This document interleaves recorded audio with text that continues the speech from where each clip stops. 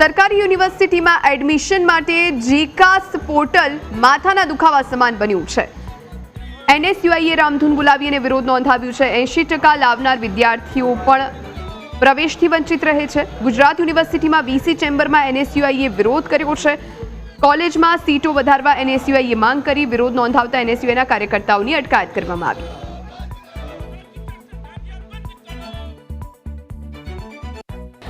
ઘણા બધા વિદ્યાર્થીઓ એવા છે જે ગુજરાતની 5 થી 6 યુનિવર્સિટીઓમાં પોતાના એડમિશન માટે ફોર્મ ભરેલા હોય છે।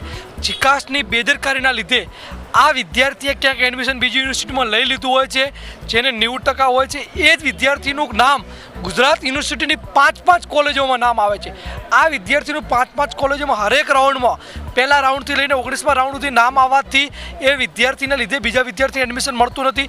એ વિદ્યાર્થી ઓલરેડી એડમિશન બીજે લઈ ચૂક્યો છે। એટલે જીકાસની ખામીના લીધે જીકાસ જે વિદ્યાર્થી એડમિશન કન્ફર્મ કરી ચૂક્યા છે એડમિશન એ વિદ્યાર્થીને બાદબાકી જ નથી કરતા। એટલે આ મૂંઝવણના લીધે નવા વિદ્યાર્થીનો વારો નથી આવતો ને હંમેશા મેરિટ 80%ની ઉપર જ રહી ચૂકેલું છે। 100% થવો જોઈએ। મેં ઘણી બધી કોલેજની અંદર તપાસ કરાઈ ત્યારે કોલેજના પ્રિન્સિપાલ દ્વારા અમને કહેવામાં આવ્યું કે આ એક જ વિદ્યાર્થી છે જે છેલ્લા 5 રાઉન્ડથી અમારી કોલેજમાં આવી રહ્યા છે। અમે ફોન કરીને એને પૂછ્યું ત્યારે ખબર પડી કે એ વિદ્યાર્થીઓ બીજી યુનિવર્સિટીમાં એડમિશન લઈ લીધું છે।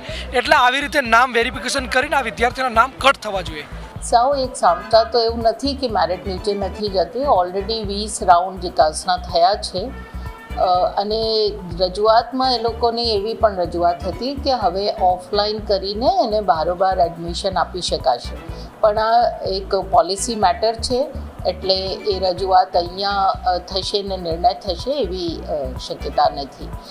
બીજું એ લોકોની ડિમાન્ડ છે કે જ્યાં જરૂર છે ત્યાં જરૂરિયાત પ્રમાણે સીટોને વધારીએ, પણ એ તો સતત યુનિવર્સિટી જેમ રજૂઆત આવે છે સીટો વધારતી જાય છે અને ગઈકાલ સાંજ સુધી પણ યુનિવર્સિટીએ જરૂરિયાતને જોઈને સ્ટુડન્ટ્સને બહુ અગવડતાઓ ના હોય, સ્પેશિયલાઇઝ્ડ કોર્સીસ મળી જાય, એના વિસ્તારના કોલેજોમાં મળે એ ધ્યાનમાં રાખીને પુષ્કળ સીટો વધારી છે।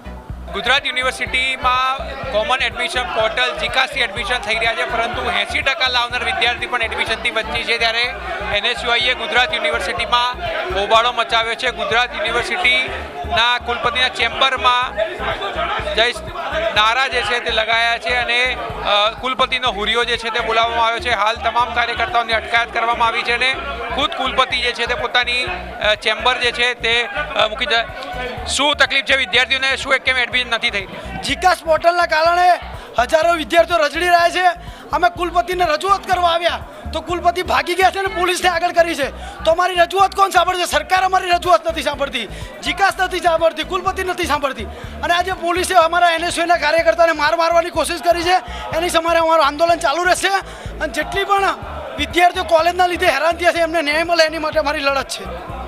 શું તકલીફ પડી એડમિશન? તમે જુઓ કે જીકાસના કારણે 80% વાળા વિદ્યાર્થીઓ પણ આજે પ્રવેશથી વંચિત છે ને એડમિશન છેલ્લે ધક્કા ખાય છે।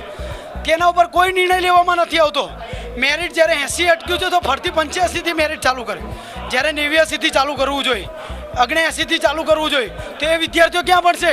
પ્રાઇવેટ યુનિવર્સિટીને ફાયદો કરવા માટે જીકાસને લાવવામાં આવ્યા છે। કેમ એડમિશનમાં મેરિટ નીચું નથી આવતું? આ જીકાસ પોર્ટલની સૌથી મોટામાં મોટી ખામી છે। એને નિરાકરણ માટે ના કુલપતિ જોડ રસ્તો છે, ના જીકાસ જોડ રસ્તો છે, ના સરકાર જોડ રસ્તો છે। જોઈ શકાય છે કે મોટી સંખ્યામાં વિદ્યાર્થીઓ જે છે ત્યાં પહોંચ્યા છે અને તેમની અટકાયત જે છે તે કરવામાં આવી રહી છે। જે જીકાસની ખામીઓ રહી છે અને તેના જ કારણે આ પ્રકારથી મેરિટ જે છે તે તૈયાર કરવામાં આવી રહ્યું છે અને ક્યાંક ને ક્યાંક જે હોશિયાર વિદ્યાર્થીઓ છે તેઓને સમસ્યાનો સામનો જે છે તે કરવો પડી રહ્યો છે।